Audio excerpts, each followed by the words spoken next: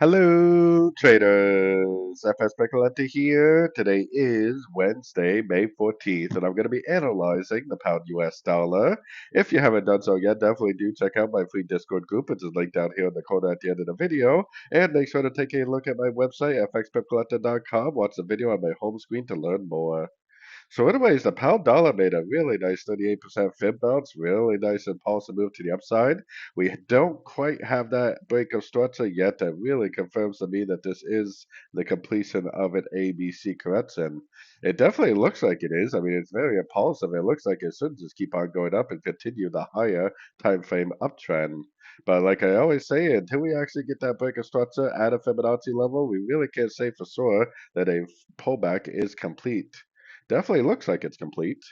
Going down to the 1 hour time frame, this is our structure level right here. Normally when you're around a structure level or you're about to break a structure level, it does start a pullback.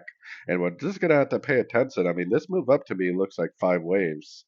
So even if it does start a move down, I'm definitely gonna assume that the move down is like a wave two, and this is like a wave one, and eventually it's gonna go up and make a wave three, especially looking at like the daily, weekly, monthly time frames. So this is what I'm expecting to see.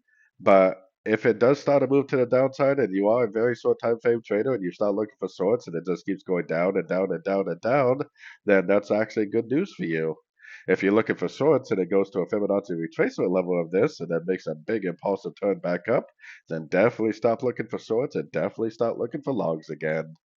So anyways, don't forget to like and subscribe. And as always, thank you for watching and happy trading.